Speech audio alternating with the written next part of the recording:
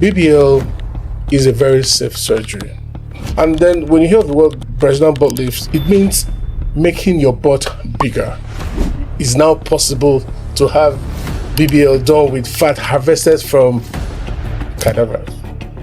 That might sound scary. Cadaver means people who have died. Yeah. Dead body. Yeah. It had Dr. Ogbe Joehness Omoruyi, a distinguished plastic and reconstructive surgeon, retired Nigerian Army officer, and international trained medical expert. Dr. Omoruyi is currently the medical director and CEO and consultant plastic surgeon at Sinosure Aesthetic Plastic Surgery in Lagos, where he continues to impact in healthcare while creating employment opportunities for healthcare professionals. BBL lasts forever.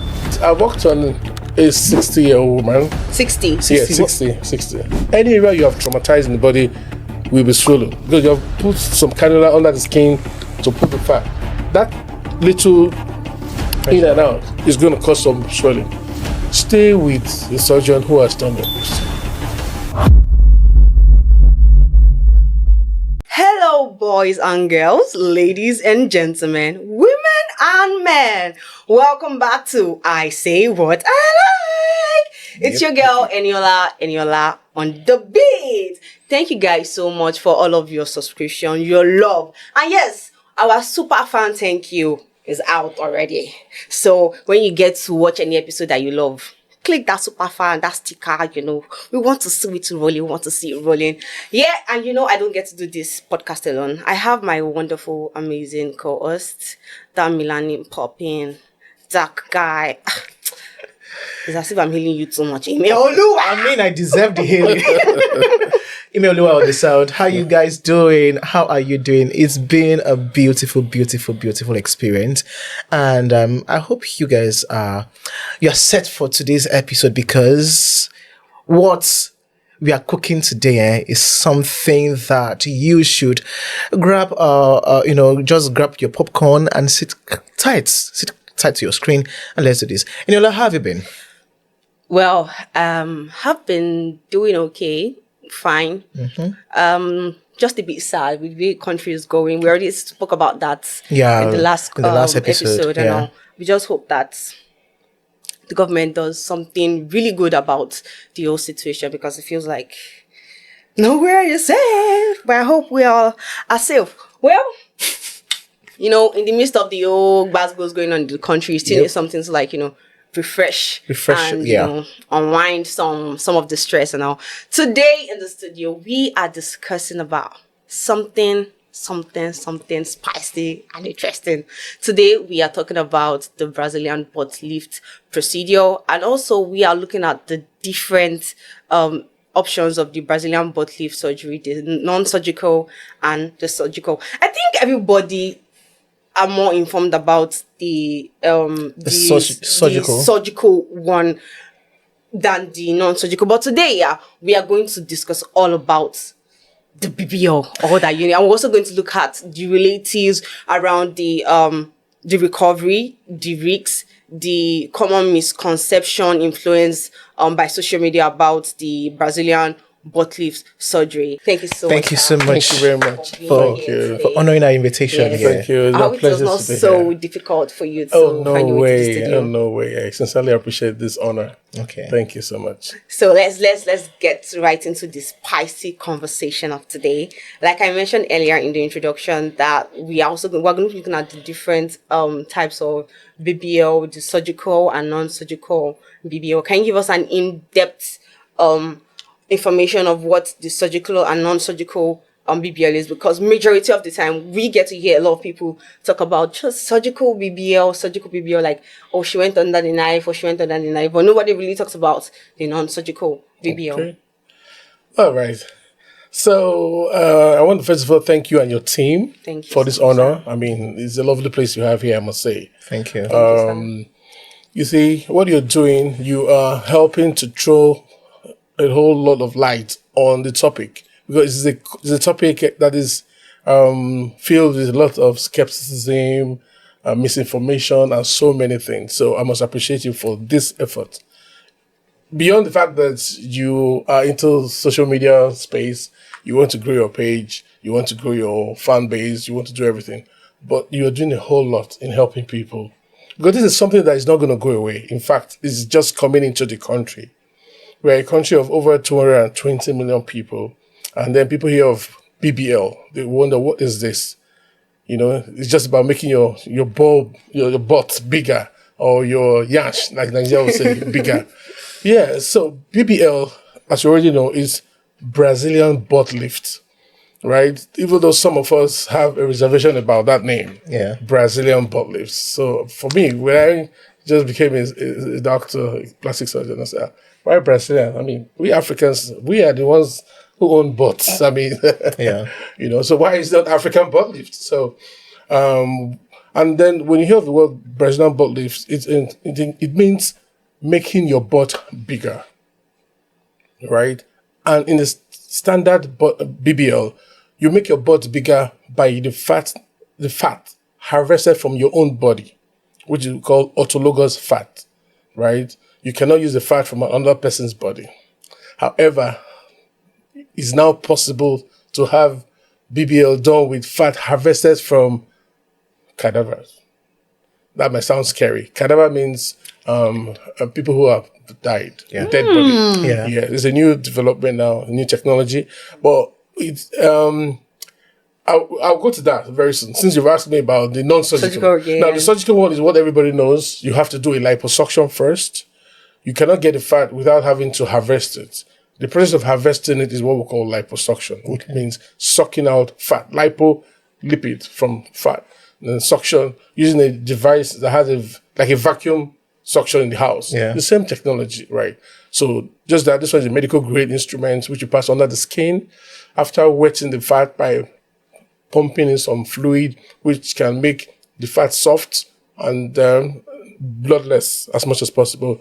Then it also helps the instrumentation to suck out the fat quite easily. You know, fat is thick in the layer, so you have to soften it with some fluid, you know, warm fluid and things like that. So once you've sucked it out, you process the fat, and then you remove the part you don't want, which will come with some blood, some oily part, and then the harvested fat that has been purified is now transferred surgically into the butt and also to the hips.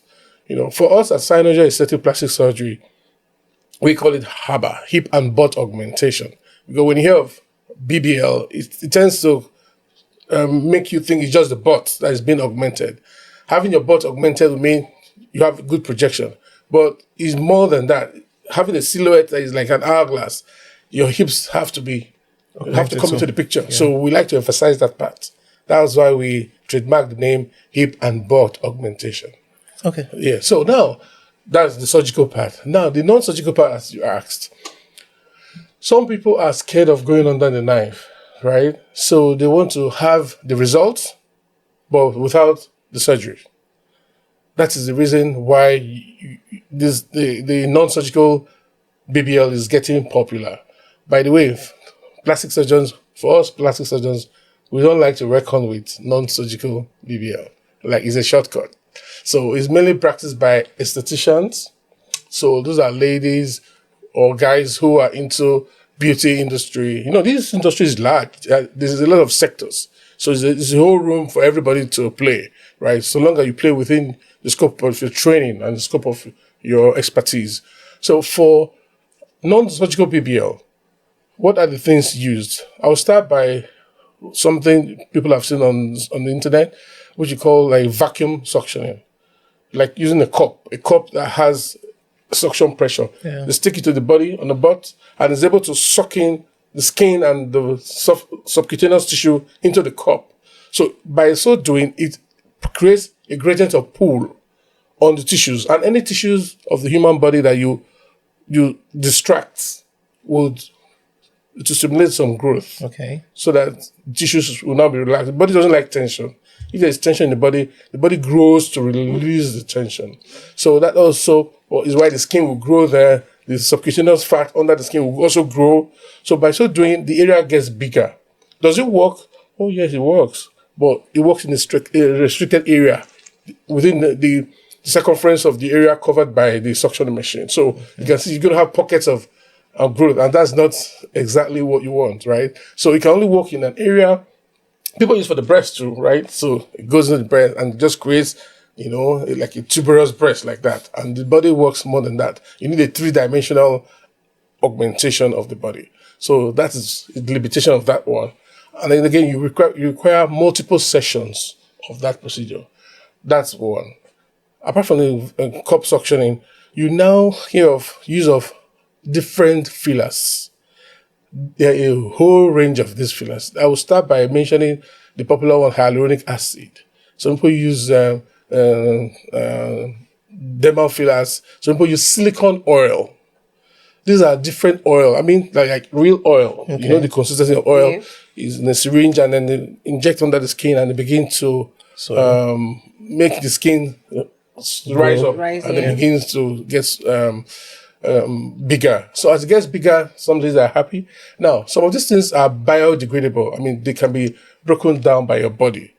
You know, like the hyaluronic acid, some people will put it, and within a short time, it goes back down.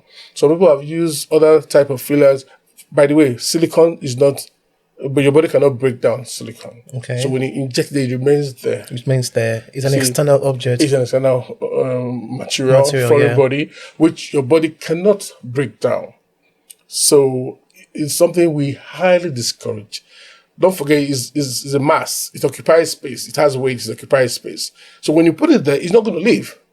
And to be honest, 97% of people who have done that are usually unsatisfied. And they will only want to come back to have it increased. And at some point, it begins to migrate under the tissue plane, right? Because there's a plane between the skin and the fat. And there's a plane between the fat and the muscle. Okay. So that plane is usually not restricted. Things can glide depending on how forceful you push that thing. So at some point, when the pressure builds up there, it can begin to migrate and shift to a different plane where you do not want it to be. That is just the list of the problems that can happen there. It can actually also get accidentally injected into the wrong area where you have veins and arteries. So the use of these fillers, we don't even want to reckon with it. Okay. We don't even want to reckon with it. Okay.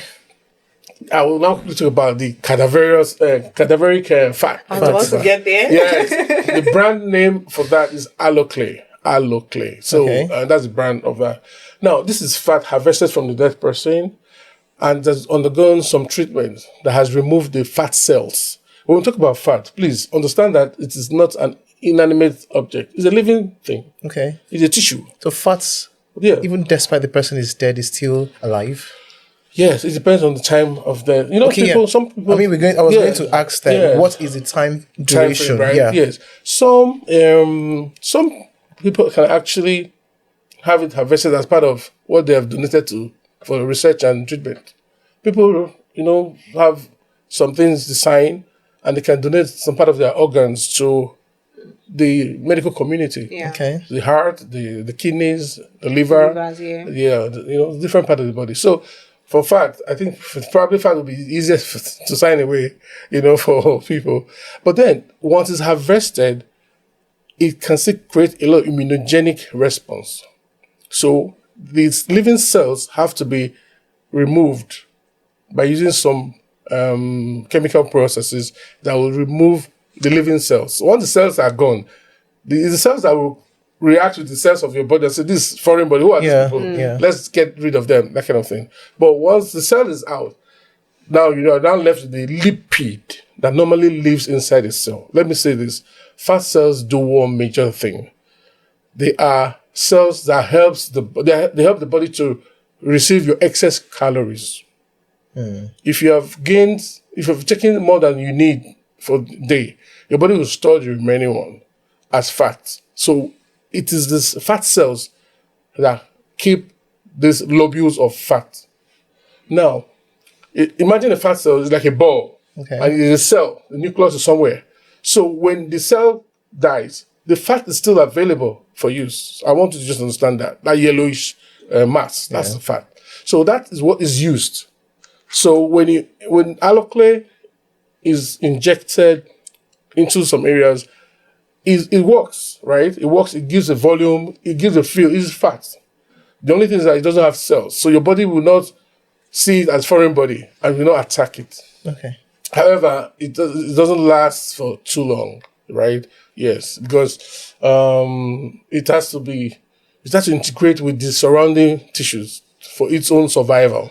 But at some point, it can still be broken down as part of normal metabolic process of how your body breaks down fat, like when you work out or things like that.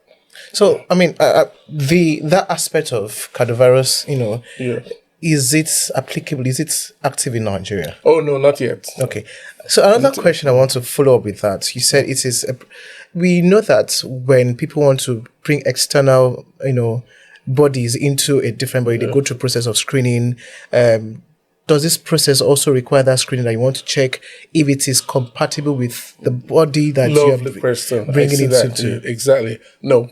Okay. Why? Is it because of the clinical and the chemical cleansing of the cells? Cells. Exactly. Okay. So now the cells, if I'm to go into some, it's like called antigen presenting cells. Okay. Every cell of the human body has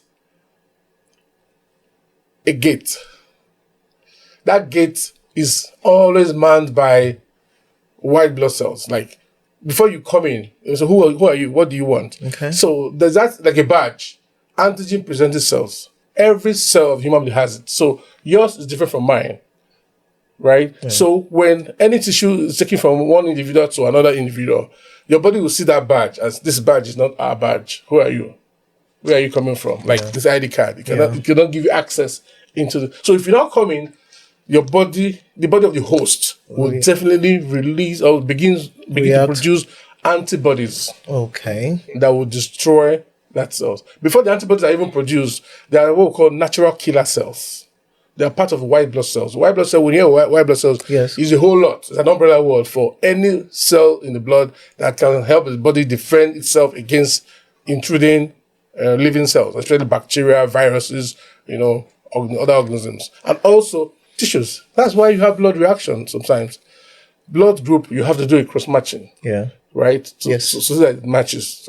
So if you're blood group A and somebody give you blood group B, you already have antibodies against B. Against B, yes. So it will not work. All right. Since we've been able to have an in-depth idea of the non-surgical and surgical BBL and where fats, because I actually had that question here, but you already answered that. Oh, okay. So how long can a BBL last without a follow-up treatment? Okay. And also, is there like a shrinkage after BBL is being done? Because we have some case scenario where one has a BBL and then they come online and like, and my butt is already disappearing and all that. So yes, we hear that a lot. You see, that usually come from people who really want massive.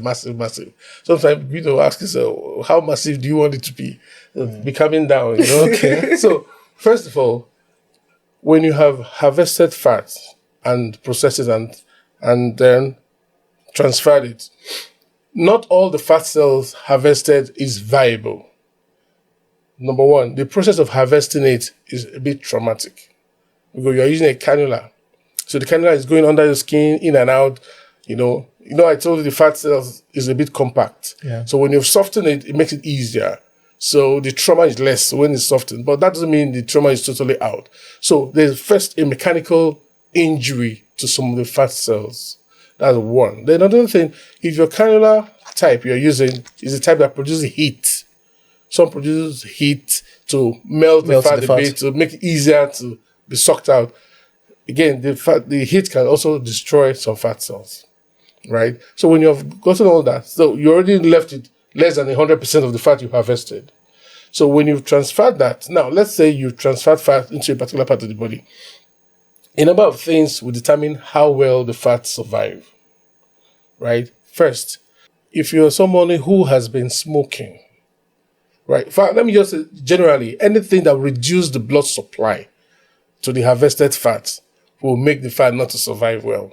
And there could be a number of things that will make that happen. Don't forget, these fat cells have been detached from where they naturally live, where they have established their own blood supply.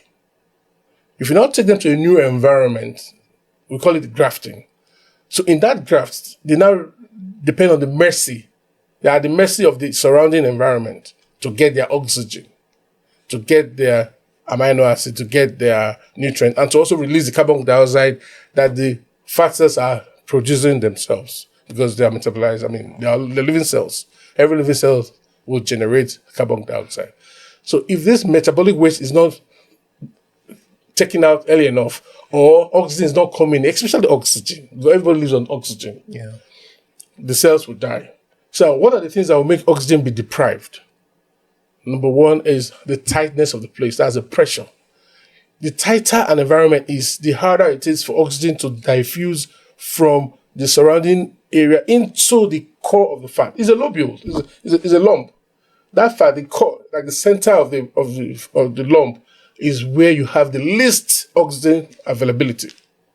So the one in the periphery around this is a ball, right? The one on the outer part will easily get oxygen from the environment, whereas the one on the inside is the hardest. So when you are depositing, the technique of depositing the fat is another factor. So you should deposit it in such a way that it doesn't form lumps. If it forms lumps, the core of those lumps will be starved of oxygen more than the part outside. So you just deposit it in little aliquots, little portions, right? So that everywhere has equal access to oxygen penetration. Okay. Now, what other thing could deprive oxygen from reaching there? If you have put too much, because for every available space, there's a limit you can put. So, and you can clinically assess this by checking how the skin stretches. Okay. If it's stretching nicely and it's soft, you don't want to get to the point where it's so tight and, if that happens, it means it's going to be difficult for oxygen to diffuse in between the cells. So tightness is not your friend in this procedure. Okay. That's why we say don't sit down. When you sit down, you're definitely putting pressure on the butt. So sitting down too early can kill the fat. Of course, sitting down also means lying down too. Yeah. If you lie on your side, or you're squatting too much, anything that will create pressure there will not help you. Now, people who have been smoking, I want to talk about smoking the other time. As you smoke, the effect of the nicotine in smoke, apart from other things it does, like the lungs, what it does to the lungs, darkening the lungs and reducing the ability of oxygen to diffuse from the lung into the tissues. At that point, the vessels around your hips or butt, they are narrowed because of the effect of nicotine. Nicotine causes vasoconstriction, right? Vasoconstriction means narrowing of the blood vessels. So when the blood vessels are narrowed, that means the delivery of blood to that area is also reduced.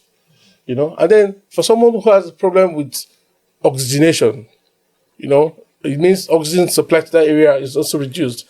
However, we don't really have people who have oxygen problem because you are often normal.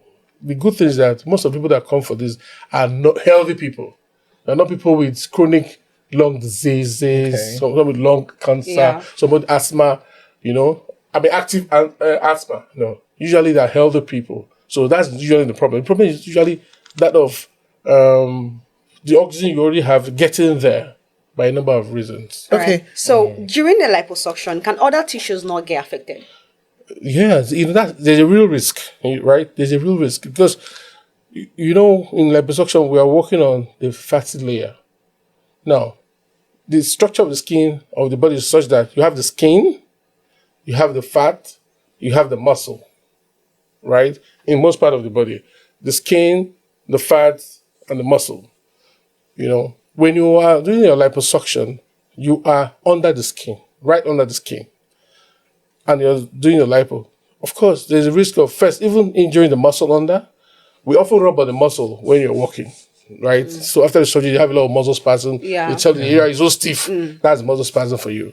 But if care is not taken, and if the cannula is too sharp, you're using the wrong cannula, there could be injuries to deeper structures, especially for a very poorly trained performer. I don't want to say surgeon because it could be anybody now doing liposuction. So, with that, I still ask the question, how long can a BBL last? Oh, thank you. Yes.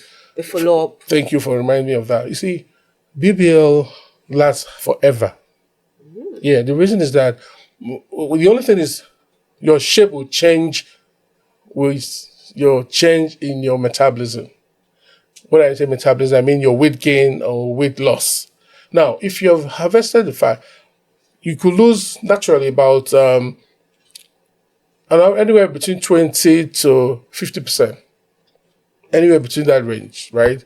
Now, the healthier the fat is and the better the environment where it is grafted in, the higher the chances of survival. Now, when you have done that, it should last you forever if you have already survived. Let's say you transferred 100% of fat and you have 70% surviving. It's going to last you forever. Okay. Yeah.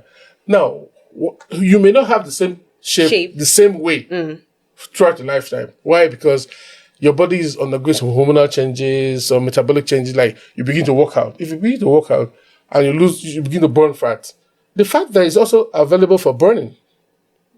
The body will not spare that one. Okay. Yeah. The only thing is that relatively, you will still have some fat there compared to other parts of the body. But you understand that it will respond to your normal metabolic activities. All right. Now, you need to top up. That topping up is now the interest is about the choice of the individual, right? Some people might feel, oh, I knew how I was maybe after my surgery. I want to go back there. So that's usually the push. For extra. For coming back. Because if you've done it, let me quickly say this. Okay. After fat transfer, right, there will be some swelling. Any area you have traumatized in the body will be swollen because you have put some cannula under the skin to put the fat. That little pressure in and out is going to cause some swelling. So the swelling from that one, the swelling from the fluid. I talked to you about the fat, the fluid used to soften the fat. Yeah. Yes. When you process the fat, you still have some of the fluid retained in there. So when you put in there under the skin, the volume is going to look big, and you're going to look, oh wow, I love it like this. Whereas the fluid is yet to be reabsorbed. Yeah. And then the swelling is yet to go down. And then some fat cells are yet to be lost. I told you that you could lose about 20%, 30%. If you now lose all of these things and you lose like 30%, so you now have 70%, it definitely will be as big as 100%. So these are some factors that will make it go down naturally. All right. I mean, in line with that, you've listed a lot of things. Yeah. Now, you see someone who is looking, because I want to know the criteria of how you determine who is fit for BBL. You see someone who's looking so slender. For example, my coach, she's looking so beautiful. I mean, someone like her, is she fit for, because we're talking about fat here. I'm sorry. Okay. I'm not asking you to do BBL. I don't know. But someone like her, looking at her, in my layman judgment, there's no fat. Where are we going to drag fat? So you think? That's what I'm saying, in my layman judgment. And then after this podcast, meet me at my husband's table. So how do you identify a client or a patient that comes to you that I want to do BBL, and the person that I want it big and all of it. So what procedures, can you just walk us through that procedure, the consultation, the advice and everything before, because we get to hear stories of after BBLs either there is damage and loss of life and all those stuff. So we want to just walk us through that process. All right. So you see, thank you for this question because it's a very important question. BBL is a very safe surgery. Now, as you know, for every procedure available in the world, there is a risk that follows it. Okay. Now, most people who come to do BBL are healthy people. But that does not mean that because they are generally healthy, we still do not want to be cautious. Now, if you check on your own, check the internet and just Google what is the risk for any procedure you want to do, even if it's a dental extraction. Before you go for that surgery, please do yourself a favor. We have the AI now to help you determine the risk, the average risk for that procedure alone. You will get to find it. Let's assume that the risk for that procedure you want to do, let's even leave BBL now. I'm talking generally. I'll go to BBL. The risk is 2% or 3%. 3% means that out of 100. I'm sorry, I didn't get that. Yes, I was saying that for any procedure you want to do, check first to know the average risks associated with that procedure. I used, for instance, a tooth extraction. Yeah.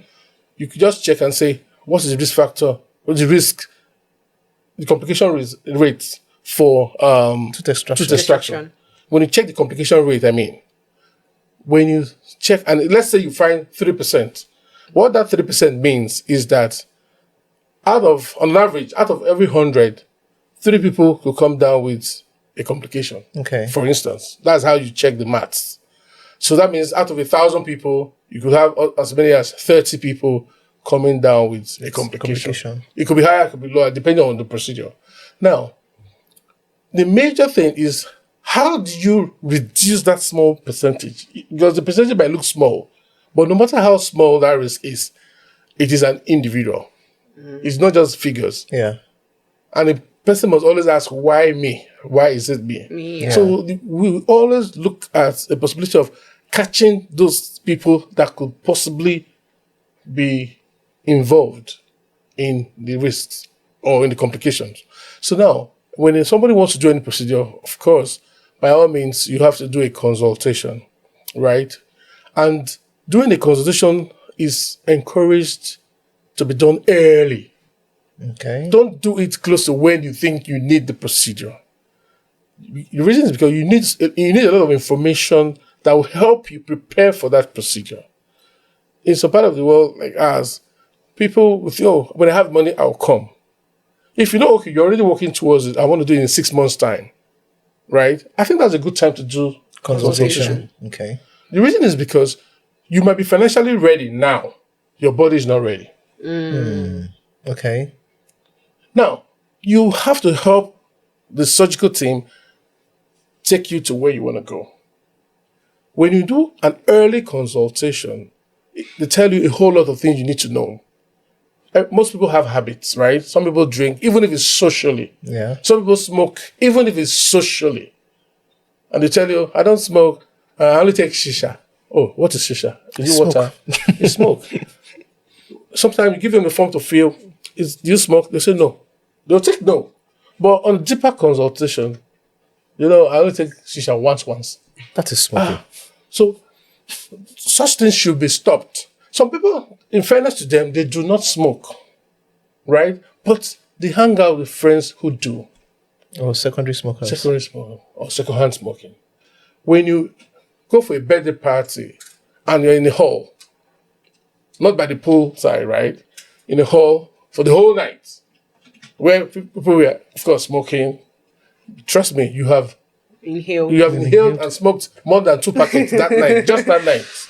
Yet you are not a smoker. So these are factors that will make that. I just use that as an example. So when you do an early consultation, you're able to know the habits to stop early and know what to start doing early. For instance, you need to start building your blood level, right? Start taking some supplements that will be recommended to you by the doctors that will help you boost your packed cell volume, which you call PCV, so that at the end of the surgery, you don't need blood transfusion. For instance, if you do not need blood transfusion, that has removed the risk from blood transfusion. Okay.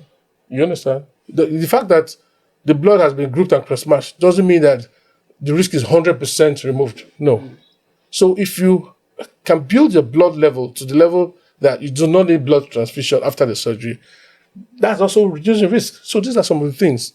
Stopping alcoholism, stopping and even working out. So yes. After one is like done with your plastic surgery, yes. Can I'm just asking after yes, the blue chair, can one like start smoking, drinking? Can they Would go back to the can former it go back to the habits? former habits? Is there any? There is an issue with that. Or you just have to stop it permanently? Good question. Some people have actually used that as an avenue to stop.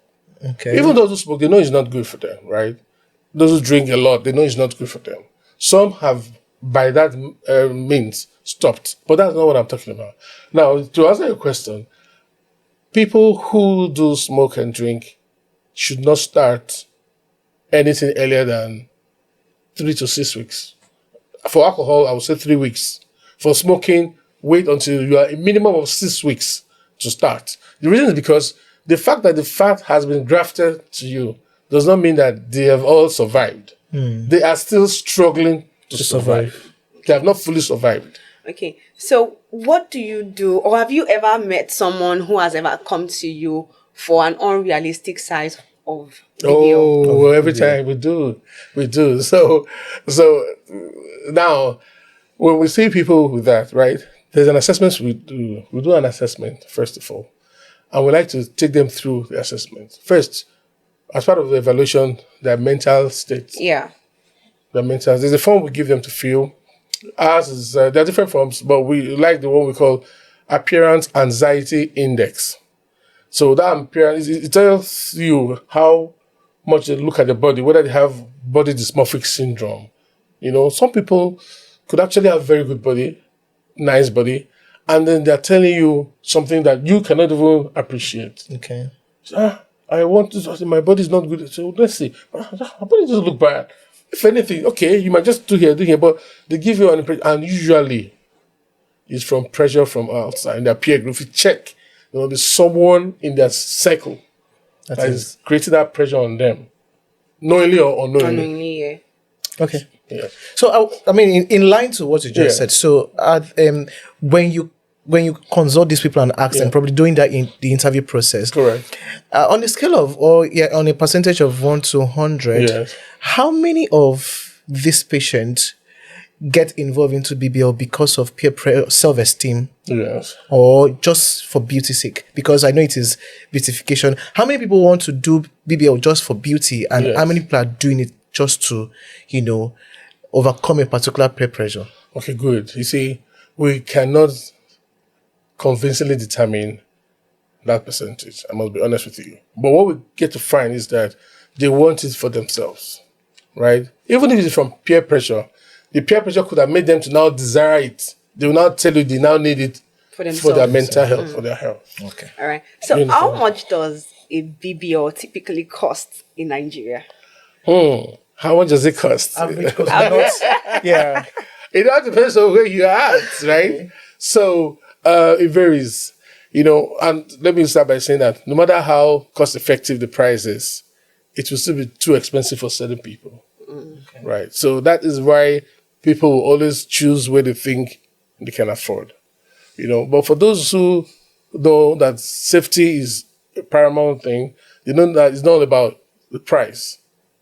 It's not all about the price, right? Yes. So I haven't really done the market survey. Please, I might sound dishonest about this, but the truth is, we fix our price based on our own costs that we've put inside and the number of other things, and we do not go window shopping for cost. But I know if you even check, even with AI, you can take the figure. So what's your average cost? Give us your average cost. It might not be just give us an average cost. An average cost about plus or minus 5 million naira. 5 million. Yes. Okay. As at now. Yeah. However, the cost of things are looking like it's looking up. But as of now, and if I must say, we just floated the promo, preparing for our anniversary. We're going to be 9 years in September, 1st of September. So we usually do some giveaway that period. Our own giveaway is to crash the price by as much as 15 to 20%. Okay. So, and that's just started this June. Yeah. Okay, so I would like to ask, what is the age limit? Yeah. Age limit for a patient to undergo BBL? Age limits. I worked on a 60-year-old woman. 60. Yeah, 60.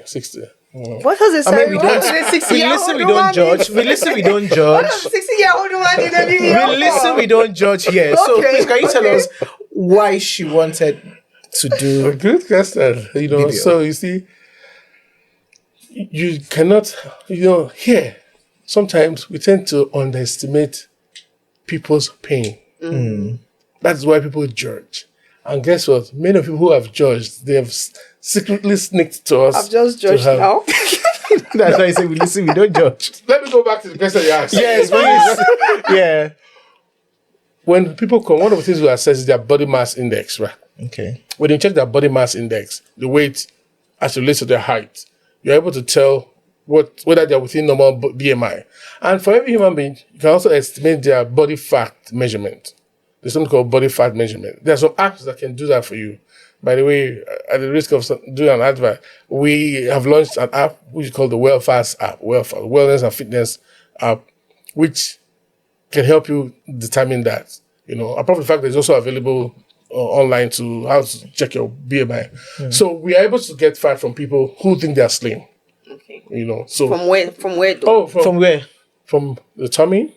But No, multiple places. Good question. You see, Because, I'm if someone really, is okay. slim, right, you might now need to do multiple areas. Okay, pick from here. Exactly. From the tummy, get like, let's say 20% what you want. For the back, you get another 20%. From what back? I've heard from the ears too. Is it? Yes. Yes. Yeah. Yes, no way. Oh, okay, I think that's a misinformation No actually. way. Okay. You can get from the thighs. People who think they are slim, they underestimate the fat they have in their thighs. My thighs are really. My thighs are. No. Even Thighs. it's in bed. A Next time you woman, see every me, woman has. No matter I'll how know what slim you you think you are, please mark my word. No matter how slim you think you are, then your arms. Okay, here. Arms. By the time you do 20, 20, 20, between thigh, back, arm, inner thighs, you would have gotten much of what you want. And by the way, I tell people your BBL should suit you. Yeah. yes. It should be proportional to your own body habits. I have a on question. that. I have a question. I mean, just finish your line of thought. You know. Now I'll follow that. Okay, so that's when you look at a young lady who is like, I use a figure, 60 kg, and they want to do that. That's the good thing I like about awake surgery, right? In an awake surgery, sometimes you have assessed someone, you think, okay, we'll get an amount of fat like we're able to now estimate to a very large extent of closeness to correctness, right? The volume we can get from a particular part of the body. So now, if you have done it for the tummy back and then you still feel you have transferred and there's a little space left, right, to make the patient or the client look as good as they want to be, we can now discuss with them because it's an awake surgery. You say, now we have done the surgery, we just need a little amount, like 300 cc, to make you like, get there. Do you want us to take from your inner thighs? You understand? So this is why I like awake surgery. So you can now, at that point, do a little more from the thighs, get like 300 to just make it come out really nice, So, is there a body in the country that is in charge of managing the risks and complication that comes with BBL procedure? We've seen people go under the knife and the adio mama and all of it. And you just mentioned, there's some people that will go under there are some celebrities that will not, no need to mention names. You see that one side is big and one side is, so do people have a body that actually monitors that this is the right thing to be done? Do you have that body? Of course, Nigerian So how effective Association. Yes, you see, now there are different bodies. Okay. For instance, I'll mention a very prestigious body which we call the Nigerian Association of Plastic, Reconstructive and Aesthetic Surgeons, NAPRAS for short. Okay. NAPRAS are made of Nigerian plastic surgeons. And from time to time, we have conferences where we discuss beauty standards, we discuss so many things, right? Now, having to discuss that doesn't mean enforcement is taking place. So, in fact, we are professionals. What about those who are not in anybody? They are more like let loose. Are you saying there are people who are of course, they're not medically certified and they are doing this? We have a lot of them. And so, what does your body do what do they do to these people? That now brings me to regulatory bodies. Okay. For doctors, we have a regulatory body called the Medical and Dental Council of Nigeria. Okay, so they are empowered by law, statutorily, to look into issues like this. Like, okay, is there any issue related to medical negligence? Is there anything related to someone not qualified to do this procedure? Yeah. Apart from that, we still have a regulatory body in Lagos, which we call the Health Facility Monitoring an accreditation agency, HEFAMA. HEFAMA is the licensing body for any hospital or any facility that wants to start doing any medical facility. So these are regulatory bodies, right? Okay. And then they help to do that. Now, beyond these professions that can be regulated, we have people who are in this industry. Some are maybe doctors, right? And some are probably non-doctors. who do it because they feel I've seen it done a number of times. I've assisted the surgeon who used to come around. Auxiliary. Yeah, some people have actually done it. Then the BBL, non-surgical BBL that you started with, I must say that many of them are not. They're estheticians and they, and they're not regulated by any regulatory body. We've been talking, Yes. and there is this question I've always wanted to ask. But before I would ask a question before I ask that question. How long does a typical BBL takes to heal? Yeah. Healing is relative. For some people, in 2 weeks they're up and doing. You haven't really that. Oh yeah, even shorter actually. Okay. But now, if you have done something moderate, you've done 360 meaning from the tummy, the back, and then the flanks, the sides, and transfer it. Usually it is painful. Let me start by saying that liposuction is probably the second most painful procedure known. Okay. Yeah, so it's a painful procedure. So we always encourage our clients to stay with your surgeon. Because there's this problem we see. I'm digressing. I have to digress. It just came to my mind now. Because one of the genesis of problems, stay with the surgeon who has done your procedure. Oh, when you mean stay with the surgeon, maintain that's what's it called? Relationship. And don't go elsewhere. Yeah. I say this, it might sound controversial because we have what we call recovery homes in different places. Even if the facility doesn't have a recovery home, ask the surgeon, which recovery home can you recommend? Because there's a bit of rapport when people go to some places and in that place, a new thing starts. I mean, a new thing. I'm emphasizing the thing new. You should be able to liaise with your doctor to say, oh, this patient now looks weaker. Does she need more blood? Or does she need blood transfusion?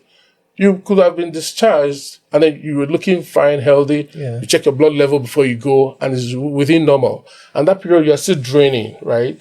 After liposuction, you still drain, fluid still comes out. At some point, some people might now lose a little more blood from the draining. Okay. And they're now like 3 days in the recovery home where they went to. And they're now needing blood transfusion. So you see, if there's a good rapport, of course you'll come back, have your body checked and blood transfusion given. So on an average, people can actually be up and doing. So when we say downtime, usually downtime we say 1 to 2 weeks. If you have done a 360 lipo and fat transfer, right? 1 to 2 weeks. Doesn't mean that you can go back to your normal work, but you're fit enough to be discharged home and then continue your care at home. Sometimes some people come from home if they're not too far from the facility, or they invite the nurse over to check them out and things like that. Or of course, your phone lines are open to always keep in touch. You take your painkiller, take your antibiotics, take your blood boosters because you need to keep building your blood since you just had surgery. So it's very important to know that you give yourself time to recover. I must say this. Good question you asked. So by and large, you should give yourself 4 weeks to 6 weeks. 4 weeks. Don't forget that by that time, you are not allowed to sit down. Yeah. Or you're told not to sit down. Yes, I was going to So say you that. you're lying on your face. But you're just at home. Some are already working at home, working online, and then lying face down for the remaining parts of the So journey. what happens if you sit? That's the killing of the fat that will happen. You will kill the fat. There are no two ways about that. So how do you, if I'm tired, I'll just have to lay Lay down. down. Just stand up, take a walk, quick walk, and then lie face down. Face down. You can kneel down, but don't squat. You can kneel to eat or do some other things, work on the computer, or stand up, but you should not be seen to be squatting Sitting or on- lying on your back. Or and so we have For how seen- long does that? For 6 weeks. We will preach 6 weeks. Okay. Some people tell you 3 weeks. That's okay. But for comfort and so we rest assured it has survived. We wait for 6 weeks before you start to sit down or lie down. Okay. So imagine people who have flown from out of the country, right? Yeah. By the way, I must say that a lot of people are gaining confidence in Nigeria to come to Nigeria, despite all the challenges of Nigeria, to come have the surgery. But it's probably our Nigerians that just don't know the value of what Nigeria has. This is one area that is reversing medical tourism in this country. I'm telling you, I don't see there are not very many surgeries that people come from outside to come and do. Not just surgery, medical. So you're treatment. saying that we have a lot of foreigners that come to the BBL in Nigeria? A whole lot. But then the image we are painting, unfortunately, when something happens in Turkey, you don't hear of it. Yeah. But Nigeria don't know that this is an industry. They look at your face because you probably don't like your face. They say a lot of things. You are destroying the industry. Not even us. We can decide to go and rest and sleep and things like that. But Nigerians, we need Nigerians to take care of Nigerians. Okay. Now we're talking about insecurity. You have to do all you can to motivate our Nigerian soldiers to do the fighting. Nobody's coming to save us. You see our soldiers that will fight. You see our policemen that will fight against insecurity. You see our doctors that will take care of healthcare. You see our teachers that will teach our children to be better people in the society. So it's an industry. It's created jobs for people. You know how many people have been employed in recovery homes? How many people who now boldly call themselves estheticians? They're doing it well. They know what's beyond them. They send to a dermatologist. Okay. These are areas that it should be well regulated. People know what they should do. You know your boundary. Don't go beyond your boundary. And things like that. So a question just got to me now. Yes, please. And I'm going to ask that. He said, I have noticed some people get painful bumps that leak fluid at the base of their tailbone from sitting too long. Okay. What is this condition and how do you avoid it? You see, it's the pressure. Now, when that tailbone you mentioned, right? Okay, I don't know how many weeks post-op is this patient. Can you just put me in perspective of that? Let's say 2 weeks post-op. Okay, you see? That plays into my court. As 2 weeks, it's too early to sit down. Now, we have just grafted the part under the skin. That's the safest place to put the fat, by the way. Right under the skin. Right under the skin, I told you there's a plane. That plane is a continuum. It flows, it goes beyond just that spot. So, if you are sitting down too early, it's going to squeeze the fat to another area. Right? Yeah. So don't sit down too early. Let everywhere become compact. Let it survive. Let them stay before you begin to sit down. Okay. 2-in-1 question. Okay. In your line of practice so far so good, have you experienced any casualty from a patient? Unfortunately, yes. Okay, yes, okay. Then second question. Do you get to sign an agreement between a patient for what's it called now? A patient and consent form that whatever happens during this period, you have given us consent. Is there something like that? You see, there is no facility in the world where you will not have a consent form signed. None. I was talking with someone recently and she went on safari. She was going to a very well-known safari somewhere in Africa where you have a lion. Yeah. You're in your room and your lion is there. Well protected with thick glass. Thick glasses. Yet you are made to sign an undertaking. Okay. Which is like a consent form that I'm going to stay in this room. If suddenly the lion comes in and eats me up, I actually give her consent. So you see, there's a risk to everything we do in life. Right? Now, that is why, apart from the consent is not made to make the hospital. I say hospital because beyond the surgeon, you have other people. Yeah. We have other professionals from the anesthesia team to the surgical team to the post-op care team. Now, for us, we do a lot of our work. I mentioned that earlier. You know why? Because we know that general anesthesia on its own carries a whole lot of risks. I've been in a hospital in a room as a young doctor with my consultant about to start the surgery. The anesthetist, we just putting the patient to sleep, and then that was it. Wow. Surgery has not even started. She left from there. No, this was a he. We're going to do a surgery, and she just died from there. Wow. Anesthesia, surgery had not started, and that was only the first time. Of course, a lot of CPR was started, and he could not be brought back. There's another place. This was a she. We were going to do a surgery. I was going to work with another surgeon in a private hospital, and then the anesthesia team had already taken over, intubated the patient. Just about that period of intubation and everything, I'm talking about professional consultant anesthetists, not talking about junior anesthetists, right? And then the patient just arrested. Surgery had not started. That's the second time. When I saw that, I got really worried that any procedure we want to do, so that made us to begin to develop the technique for doing most of our surgeries a week. Okay. We started doing tummy tuck a week, full tummy tuck. We do mommy makeover, your breast, tummy, liposuction, tummy tuck, everything we do a week. Okay. Breast augmentation, breast reduction a week. So, Right. before I think we're already running out of time. Before we finally go, oh my God, if we sit here, I don't think we're going to leave. What are the common misconceptions people have a lot about BBL? Quite a lot. I see some online and say, oh, the first one that made me very puzzled was BBL stinks. Where did you guys get it? We're supposed to have a guest here today to share a story about BBL, but unfortunately... And the saddest thing, sorry, I've even seen someone who claimed she had done it and was saying that it smells. But to say I was disappointed. But the person couldn't be lying. I mean, for them to say that. Good. Now, the question is BBL stinks. First, is a no. Okay. Now, what they are misconstruing BBL with body hygiene.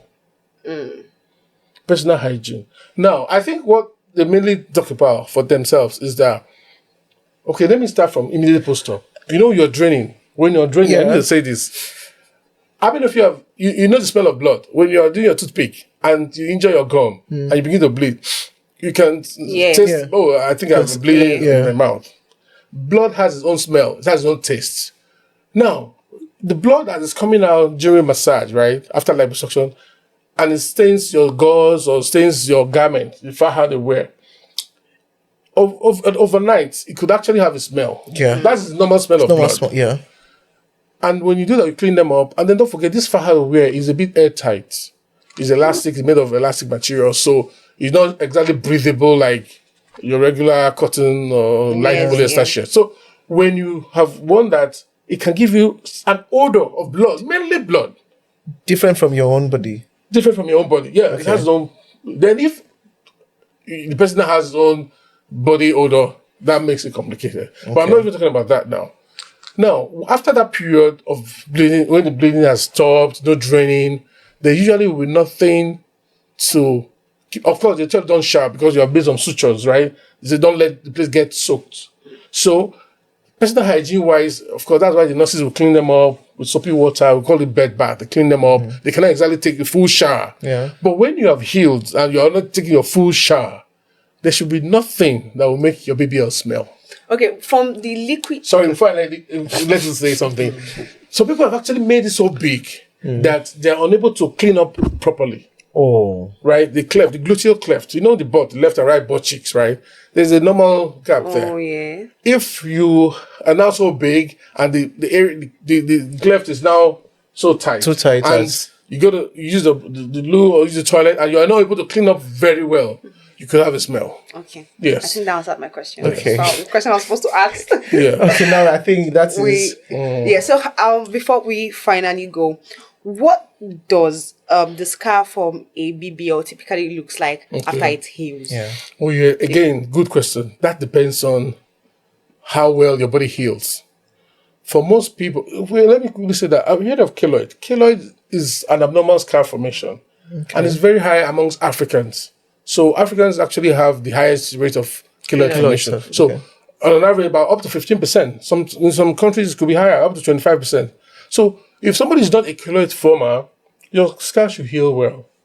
Initially, when it heals, it's a bit dark, right? Like a dot. But with time, it clears up. It begins to get lighter. But the scar will be there, but it won't be as dark as it was initially. So usually, we don't make very big incisions. And even when we do, we try to hide them in some areas that have it's to not see. visible. Yeah, not visible. Okay. Like around the armpit or in the tailbone area, somewhere around there, or under the butt cheek area, well covered. So after I get my BBL, I can now go on and about with my bikinis. Absolutely. Take nice pictures. Absolutely. Imelua, I think what I'm thinking. I'm not thinking it. Should you think of it, we'll give you a special discount for... I say what I like. So she will be the only one that will benefit from it. Well, for guys, guess what? We are now seeing guys who come for liposuction. Actually, I was about to ask about. yeah, I think I was going to be controversial, but including gym instructors. Yeah, we've worked with a number of gym instructors. can you say that again? Oh, I mean, you see a lot of gym guys okay. looking well, yeah. Well trained, macho. yeah. Yes. So they've Some come of them for lipo. still, there's a whole called stubborn fat. So people don't understand. It is when you see some gym instructors, that's when you know what we talk about stubborn fat. I'm talking about people who burn calories, who are always in the gym, spending 8 hours, 12 hours working out and training other people, and yet they still have some areas that won't just go away. So they What come do for they do? lipo. Yeah.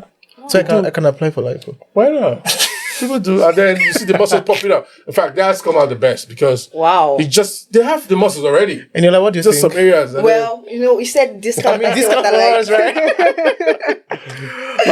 All right, guys. I mean, it's been really educative and informative moment here on the show this episode. I mean, we've had, I don't know, am I going to go into medicine or something like that? Or I mean, aesthetic Right. studies Why or something. not? I mean, because get the certification. Yeah. we've learned so much today, and I believe you also learned so much too. So, I mean, beyond the misconception you've heard about BBL, I mean, it's really, really not. I mean, I know we're Africans, and we always have that mindset that why you Changing what God has God's given giving you, you. yeah. I mean, but I mean, to make yourself look beautiful, to make yourself look more alluring, and whatever you want. If you can afford, why not go for it? I mean, any other says she wants to go for BBL. maybe when we come back next season. But guys, that's the size of our package this episode. It was nice having Dr. Omoruyi here on set. Thank you so much, sir, for finding time to be here. Thank you so much, sir. Any parting words for Nigerians? Yeah, anything. I mean, you got anything to say to Nigerians? Yeah, just a little advice for Nigerians that they should learn to trust Nigerians. In places where I trained abroad and I see some blacks and eventually turn out to be Nigerians, they see you, they want, oh wow, you work here, oh, you want to have your numbers, you see them, and then when you're back home, it's like, oh, see, not every Nigerian doctor can leave this country. I have been in the military, I've put my life on the line for a number of times. I served this realm, so like you read though. Well, just to say that the insecurity we are seeing in Nigeria, I have witnessed it firsthand. I've lost friends in the Northeast.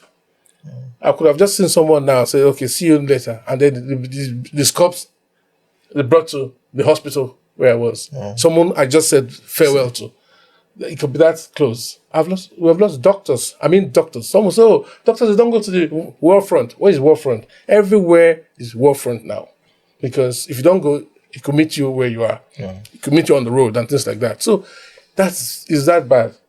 So Nigerians we have to begin to trust ourselves. Right? There could be challenges. We will need to surmount the challenges together. We cannot tear down the house because of one unhappy issues here and there. We cannot. We have no other country. All right. Yeah. Thank you so much, sir. Thank you for coming on our set today. And that will be the size of our package. My name is Eniola on Debate. My name is Imiolo on the Sound. And please do also follow us on all of our social media at I Say What I Like. And also, Shore Aesthetic Thank you so much. Surgery at all of their social media platforms. And get thank them you. on IG, I they're appreciate that. on Yes, we are. TikTok, everywhere. We are doing this because of our discount. Thank you very much. Yes. And the program that is ongoing, take a position of that. All right. Thank you. Thank Thank you. Thank you.